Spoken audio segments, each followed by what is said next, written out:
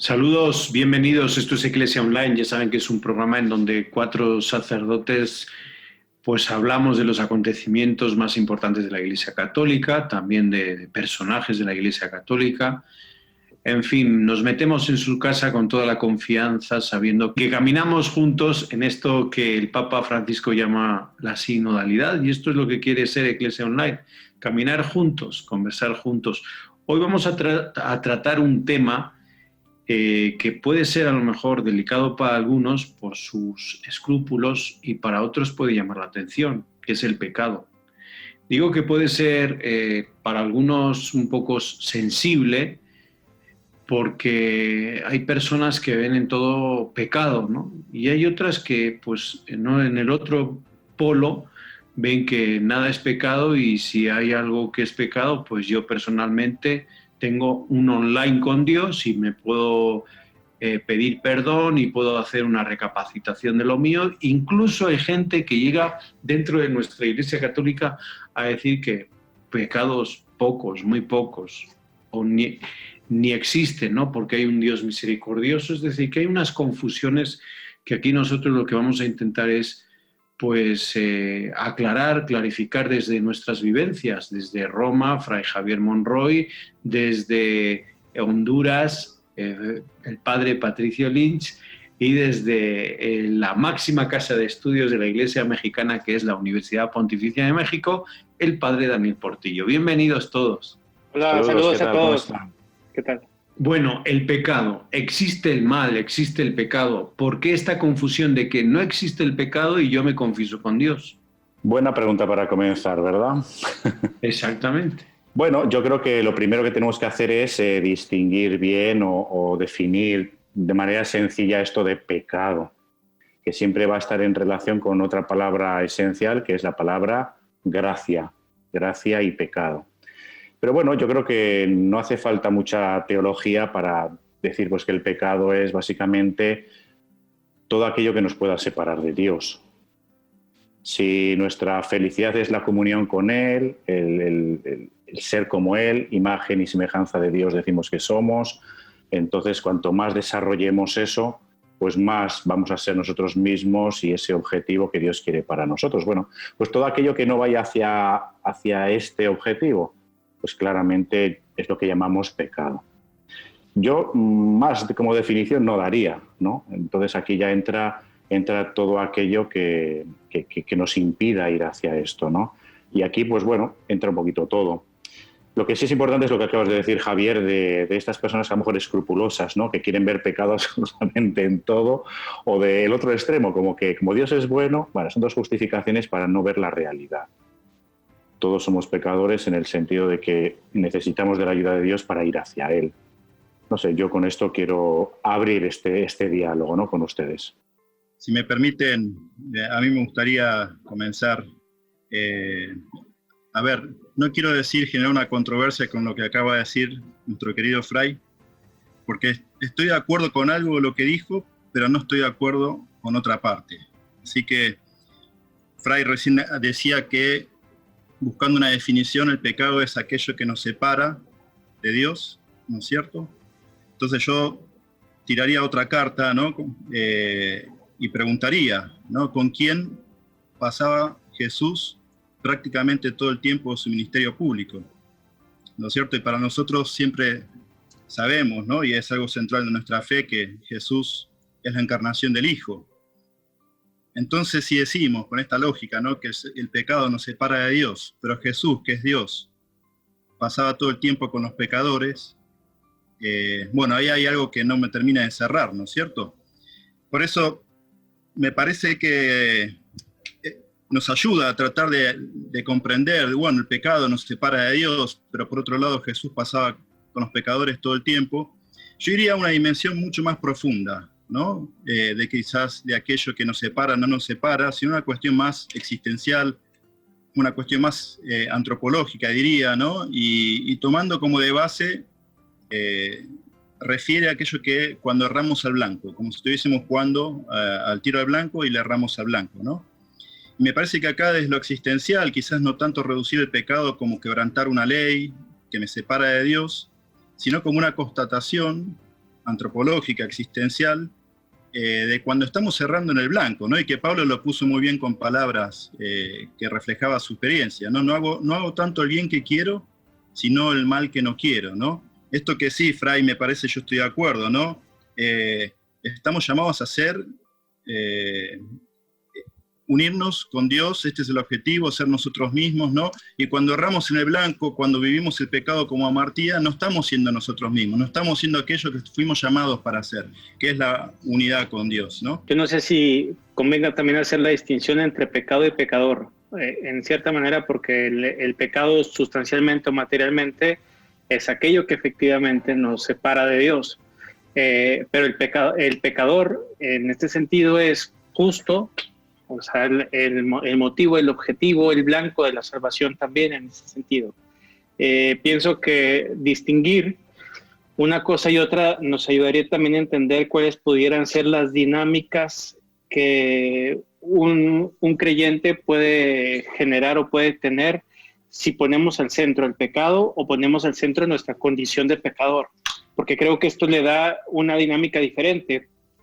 Por eso quisiera, desde un punto de la psicología, señalar algunas dinámicas psicológicas que se mueven en torno al pecado para distinguirla del pecador, ¿no? Pensaba en tres concretamente. El primero, la obsesión, que ya lo han sacado ustedes, ubicada justamente con los escrúpulos. Las personas que tienen... colocando al centro el pecado, se mueven cotidianamente con una manera obsesiva de relacionarse, con una manera excesivamente escrupulosa de mantener los vínculos, las relaciones, incluso su relación con Dios. Se mueve la relación más en torno al pecado, en torno a la posibilidad de pecado, que en torno a la misericordia. Personas que se cuantifican, por así decirlo, en torno a todo aquello que puede ir afectando su relación por el pecado que van teniendo, ¿no? Las tenemos en el confesionario todos los días, porque pensaron algo negativo, vieron algo negativo. Son personas que la obsesión les mueve a una persecución constante. De ahí pensaba en la segunda dinámica, además de la obsesión, la persecución, es decir, como esta paranoia. Cuando se coloca al centro el pecado, la vida cristiana, entre comillas, se vive como una persecución y la persona, el creyente, es paranoico, es decir, vive con esta realidad y con esta vida donde la gracia no le alcanza porque el pecado va más fuerte. Entonces, si la persona pone al centro el pecado y vive esta dinámica paranoica, pues obviamente no hay conciencia en la gracia que alcance, puesto que el pecado va más rápido. Lo pienso como en una carrera de galgos, ¿no? Y por último, el de la transgresión, donde de pronto es la otra tendencia de decir, la laxitud de decir, sí, al cabo, lo mencionabas al principio, Cero, cuando decías, al cabo me confieso yo con Dios, nada que ver. En ese sentido, creo que visualizándolo en las dinámicas pudiéramos señalar. Yo coincido en que es importante distinguir pecado y pecador para saber sobre qué vamos a hablar. Si hablamos sobre el pecado como aquello materialmente que nos aleja de Dios, pero aquello que psicológicamente, cuando lo ponemos al centro de nuestra vida, nos aniquila, nos acaba y nos desgasta muchísimo. Siguiendo con lo que estás diciendo, Daniel, o sea, básicamente podemos decir que pecado es todo aquello que nos hace ser realmente personas, que es lo que Dios quiere para nosotros, vivir este amor que Él nos tiene y ser plenamente personas. Ese sería como la definición de pecado, si quieren, más antropológica o existencial, que yo estoy de acuerdo con el padre Patricio, ¿no? Que por ahí tenemos que entenderlo. Básicamente ser personas, construirnos como seres amados, como seres dignos de la vida, de ser queridos, de ser tenidos, de ser felices. Tenemos que ir hacia ahí.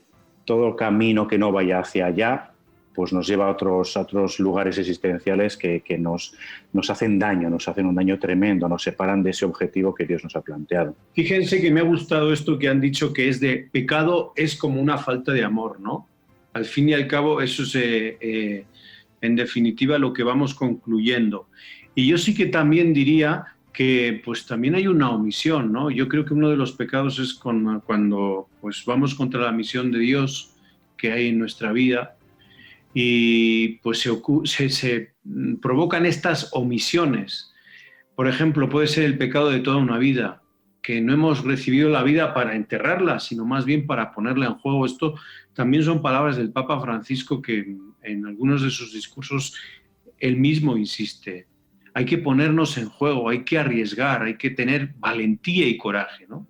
Entonces, yo también creo que además de esta falta de amor es una cobardía por parte del ser humano, de nosotros, para no enfrentar lo que Dios nos ha dado, que han sido muchos dones. No sé qué les parece. Patricio. Sí, me parece, Javier, que está referido a lo que decíamos también, ¿no? Porque en el fondo es como perder nuestra verdad primera, ¿no? Es como perder la mirada de quiénes somos y la mirada también de Dios sobre nosotros, ¿no? Esta falta de coraje que decís es esta referencia que hacía a errar en el blanco. Por eso me parece que acá se nos juega mucho también la mirada de Dios sobre nosotros. Yo le preguntaría a la gente, ¿cómo cree que Dios nos mira, no? Digo, para evitar caer en estos reduccionismos, ¿no? De pensar, porque acá se nos juega también la imagen de Dios, ¿no? ¿Nosotros qué creemos? ¿Que la encarnación de Dios en Jesús se dio solamente por el pecado? Porque también podríamos preguntarnos qué hubiese hecho Dios si el hombre no hubiese pecado, ¿no? Con esa hipótesis. ¿Dios hubiese encarnado? ¿Dios hubiese venido en Jesús? ¿Qué hubiese pasado con la cruz, no? Porque me parece que a veces acá está el peligro. Reducimos el acontecimiento de Jesús al pecado, ¿no? Como estábamos hablando antes, entonces es más fuerte el pecado que la encarnación, es más fuerte el pecado que la salvación. Y creo que acá podemos caer en una espiritualidad muy enferma, ¿no? Repito, ¿cómo nos mira Dios, no? A mí me gusta mucho la analogía de la mirada de una mamá con su hijo, ¿no? Bueno, ¿cómo lo mira al hijo cuando el hijo comete algo que, entre comillas, es el quebrantamiento de una ley, ¿no? Bueno, entonces repito, ¿cómo nos mira Dios? Nos quedamos aquí en cómo nos mira Dios. Vamos un momento a una pausa y enseguida volvemos aquí. Esto es Iglesia Online. Enseguida volvemos.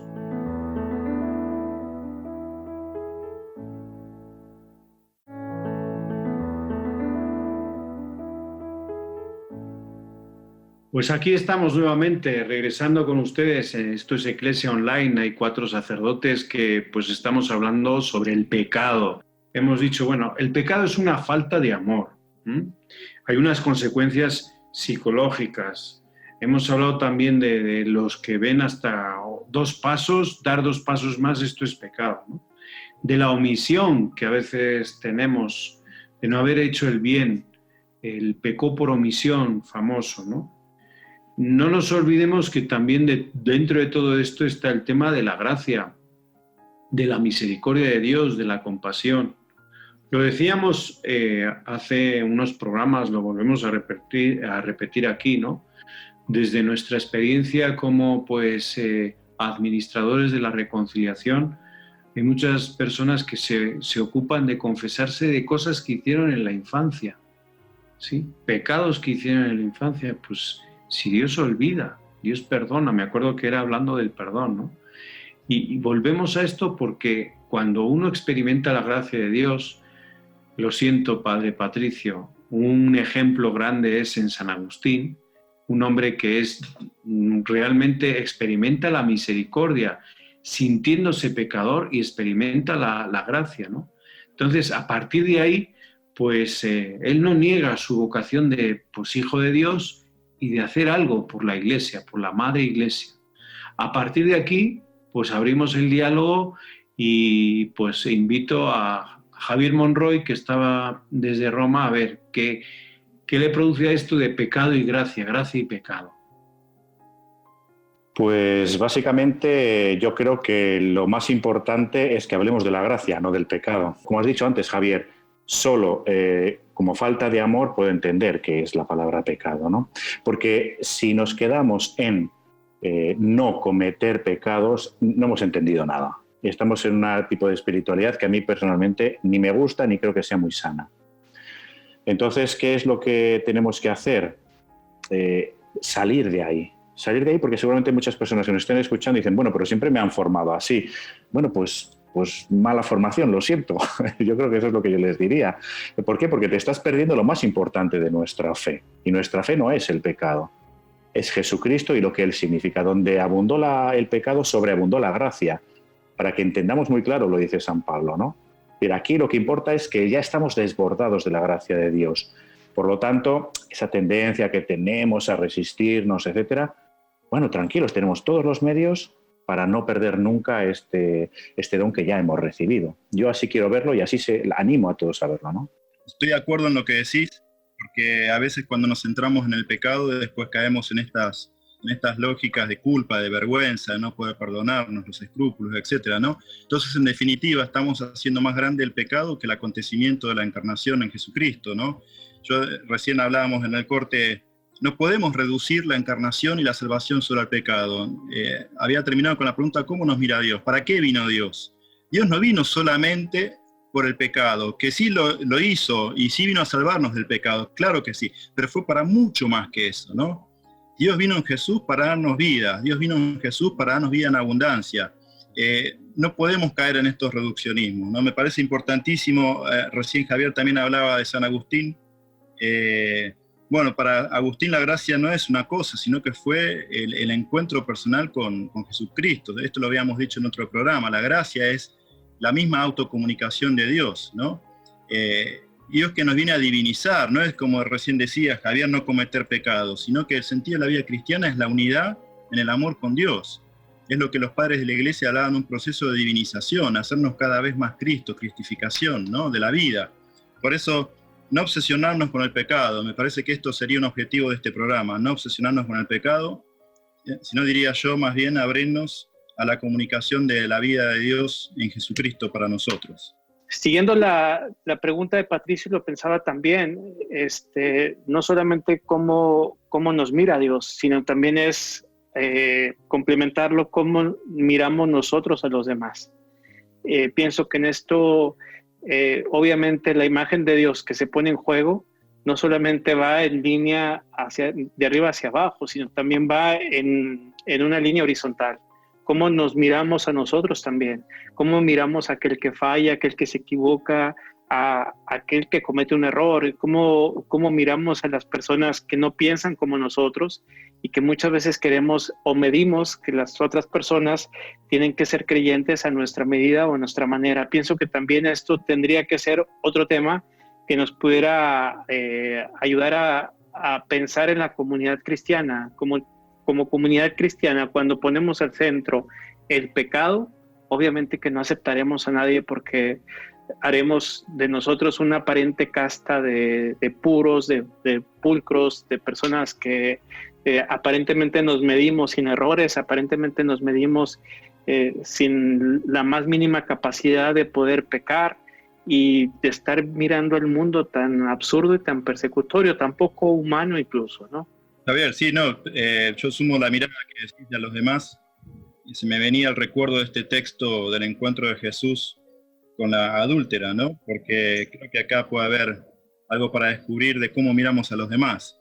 La mirada de Jesús es clarísima, ¿no? Se encuentra con esta mujer a quien justamente la mirada de los demás la condenan, la señalan con el dedo, la enjuician, la estigmatizan, ¿no? Le ponen etiquetas, ya decir la adúltera, ¿no? Cuando más interesante, pues ahí ponen a la mujer y dónde está el adúltero, el hombre, ¿no? Bueno, ese es otro capítulo. Pero, ¿qué hace Jesús? Jesús cuando se encuentra con esta mujer adúltera, no le señala el pecado, no hace un juicio sumario, sino que simplemente la mira con amor, ¿no? Por eso esto de yo no he venido a juzgar sino a salvar, no he venido a condenar sino a salvar. Y cuántas veces nosotros lamentablemente, ¿no? Nuestras comunidades cristianas, en vez de tener esta mirada de amor de Jesús, más bien estigmatizamos, señalamos con el dedo, enjuiciamos, ponemos rótulos, etcétera, ¿no? Y ni hablar con aquellos que no están quizás en nuestras comunidades eclesiales, ¿no? Esta mirada, como decís, ¿no? De que pareciera que el mundo nos persigue, estos guerreros culturales, ¿no? Que todo está mal, aquello que es del mundo está mal, y ahí andamos enjuiciando todo el tiempo, ¿no? Me parece que un proceso de conversión tiene que ver con empezar a mirar como mira Jesús. Y yo quiero traer aquí a colación la figura del Papa Francisco. Si se fijan, estas actitudes son las que él está claramente difundiendo con sus actitudes, con sus sermones, con sus discursos, constantemente. Cosa que a más de uno y más de dos, estos puritanos, les duele mucho, ¿no? Les duele mucho que no sea doctrinal, que no diga claramente, no. El Papa Francisco nos está diciendo, yo me acerco a todos, abrazo a todos y todos son queridos por Dios, somos hijos de Dios, y lo dice con todo tipo de personas, ¿no? Y él no entra en polémicas doctrinales, vamos a decir, sino qué es lo que tenemos que vivir, lo que estáis diciendo, ¿no? Patricio y Daniel, en las relaciones, cómo nos mira Dios, cómo miramos a los demás, eso es lo que tenemos que vivir. Pero sobre todo vivirlo no desde la visión puritana, porque entonces sí que no hemos entendido nada, como decía antes, ¿no? Sino entender claramente lo que Dios nos ama. Voy con esta línea del Papa Francisco y lo que ustedes estaban diciendo, Daniel y Patricio, con una palabra que el Papa Francisco ha puesto de referencia, que es la palabra ecocidio. Tras pues, el sínodo de los obispos de la Amazonía y con todo el documento que algún día hablaremos extensamente sobre este tema, este documento, él dice que pues, es una acción o omisión contra Dios, contra el vecino, contra la comunidad y contra el medio ambiente. ¿Sí? A veces estamos mirando qué es pecado, como empezábamos en este segundo bloque, qué es pecado, qué no es pecado, en qué sí le puedo agradar a Dios y en qué no, y al final estamos sin querer hiriendo al medio ambiente, a lo que él llama en Laudato Si, en la casa común, que este es un pecado en donde tenemos que empezar a crear sensibilidad, yo creo que desde la primera comunión, desde los sacramentos de iniciación con los niños, porque pues es un pecado que tenemos los adultos, las malas costumbres y lo poco que nos ha importado el crear una conciencia de medio ambiente, de cuidado de la casa común. Ecocidio. Sí, y que está vinculado, Javier, con esto de errar al blanco, ¿no? Porque ¿a dónde está el pecado? Bueno, justamente en eso. Hemos errado en el blanco de no tomar en conciencia de que somos seres en vincularidad, somos seres en relación. ¿Cuál es el error del blanco ahí? En creerme que la naturaleza no tiene nada que ver conmigo, ¿no? Cosificarla, objetivarla y poder utilizarla de alguna manera destructiva como lo estamos haciendo. Y este pecado, este ecocidio que decís, nos está poniendo al borde de lo que dicen las voces autorizadas, ¿no? Una sexta extinción masiva, con lo cual estamos ante un gran problema, ¿no? Por eso este es un pecado en el sentido de errar blanco. Nosotros somos, es constitutivo mi vínculo con la naturaleza, de mi ser, no es un anexo.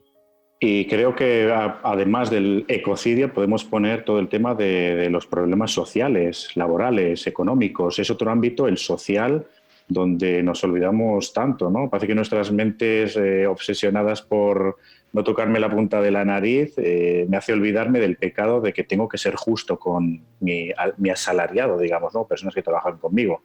Todo el mundo social, económico también es otro mundo de pecado, estructuras de pecado que decimos, ¿no? Y relaciones de pecado con la naturaleza, con las personas, y sí, hay muchos ámbitos en los que tenemos que fijarnos y que no construimos el reino de Dios. Es muy extraño que estas cuestiones de obsesión en el pecado se hayan vinculado más hacia lo sexual. Gente que se puede ir a confesar más frecuentemente por deseos, por pensamientos, por acciones, actos sexuales cometidos ilícitamente, pero no sea capaz de mirar, por ejemplo, las inconsistencias que hace con sus trabajadores, por ejemplo, en esto que mencionas tú, ¿no, Javier?